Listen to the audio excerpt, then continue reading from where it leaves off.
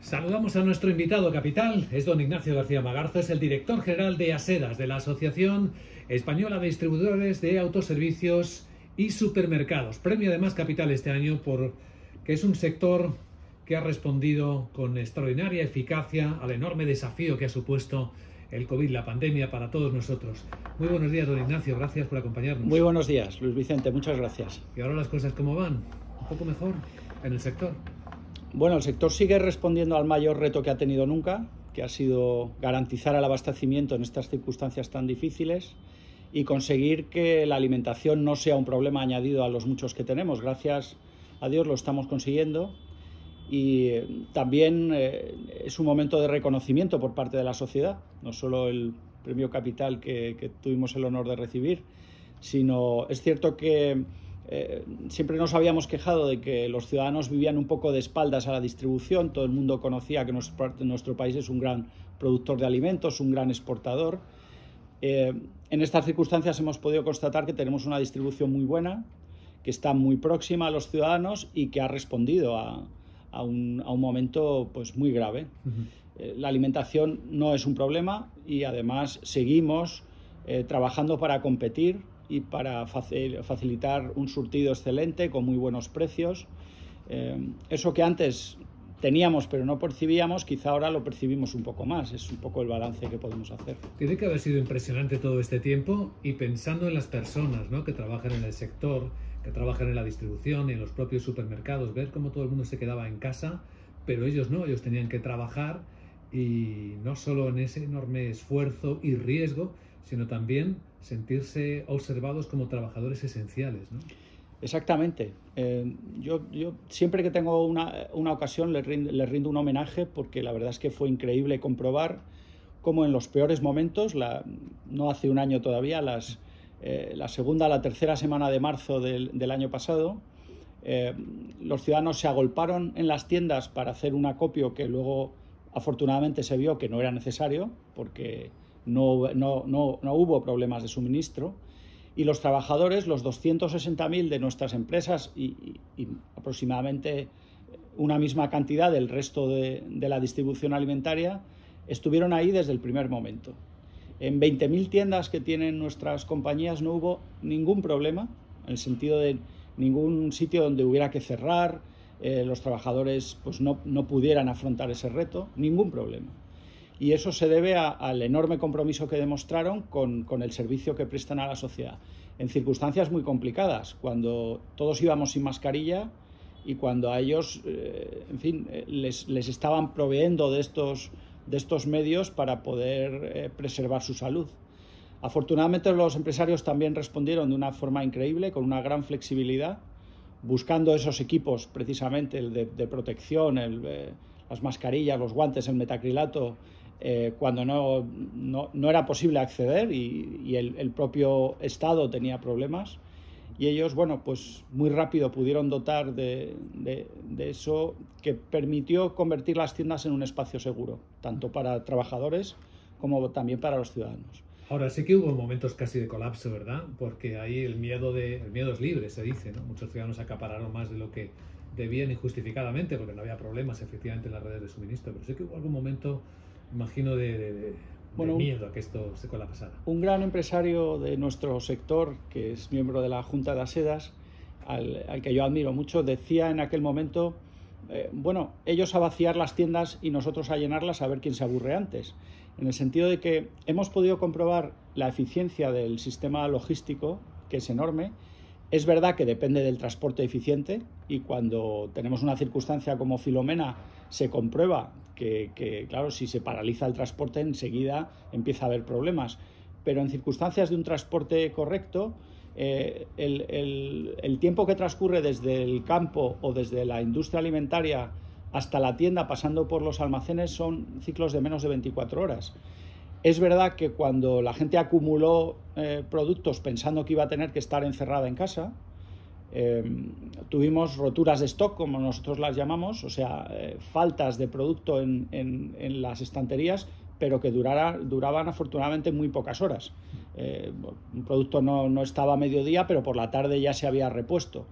Eso se debió al enorme esfuerzo de los trabajadores, que ahí demostraron que eran capaces de doblar turnos y hacer lo que fuera necesario para devolver la tranquilidad, y lo consiguieron. Extraordinario esfuerzo. Y díganos una cosa, don Ignacio, ¿han vendido más los autoservicios y los supermercados con todo esto? Claro, desgraciadamente. Y digo desgraciadamente porque el 30% del consumo alimentario en España se hace fuera del hogar, en hostelería, restauración, comedores, colectividades. Eso durante el confinamiento primero quedó paralizado y después todos conocemos las circunstancias en las que la hostelería está trabajando con muchas dificultades, a medio gas. El consumo alimentario se hace sobre todo en el hogar ahora mismo y eso hace que las tiendas de alimentación y los supermercados en concreto estén vendiendo más. Cuando presenten resultados este año, pues habrán vendido más. ¿Han absorbido todo el consumo que se hacía antes en el hogar? No, en modo alguno, porque consumimos de otra forma y hemos cambiado nuestros hábitos, desgraciadamente. A medida que las sucesivas olas han ido cediendo, hemos comprobado que se volvía a la normalidad y se vendía pues menos que en los meses anteriores. Pero como seguimos teniendo picos de pandemia, pues eso aún es una circunstancia que se da. Las empresas han vendido más, siguen vendiendo más que los mismos días o semanas del año anterior. Nosotros siempre calculamos las ventas por días o por semanas en comparación con el año anterior, pero se debe básicamente al cierre de la hostelería y de la restauración. Y vender más no significa exactamente que los resultados, que las ganancias sean superiores, ¿no? Porque habrá que estimar también si han tenido que gastar más. Claro. En primer lugar, los costes ligados a la pandemia, que son evidentes, sobre todo en marzo, abril, mayo del año pasado, pues todas las empresas tuvieron que incurrir en costes para la compra de equipos de protección, para cambiar sus procesos, para limitar los aforos de las tiendas. Esto obviamente va en contra de la cuenta de resultados. Luego también el cambio en el tipo de consumo, el hecho de que consumamos productos más básicos, como es lógico al estar encerrados en casa. Es verdad que alguna vez nos damos una alegría y nos compramos algo de lujo, por decirlo de alguna manera, o un vino mejor, pero normalmente estamos consumiendo productos básicos, ¿no? Y eso hace que parte del negocio de la distribución, que supone pues productos que tienen un mayor margen, se ha visto afectado. Claro. En todo caso, nuestro sector está para servir a la sociedad en lo que la sociedad necesita, y estas mayores ventas pues nos sitúan en una posición de privilegio frente a otros sectores que están sufriendo muchísimo, con lo cual no podemos hablar de problemas más allá de responder a este reto y a este desafío. Pero veo que están pidiendo a la Comisión Europea que relaje el incremento normativo que se impuso en su momento por la COVID, ¿no? Claro, le pedimos a la Comisión Europea que nos ayude con nuestro Estado miembro y con nuestras comunidades autónomas, porque es verdad que hay unas razones que justifican que estamos sometidos a una presión normativa enorme como consecuencia de la gestión del COVID, pero es verdad que esa presión no cede y que no se está racionalizando lo suficiente. En la Comisión de Comercio de COE se estimaba a finales de año que el incremento de las normas que se aplican al sector de comercio había sido de casi un 400% en cantidad de normas y en diversidad. Ahora, claro, la gestión de la pandemia hace cambiar horarios, aforos, surtidos constantemente.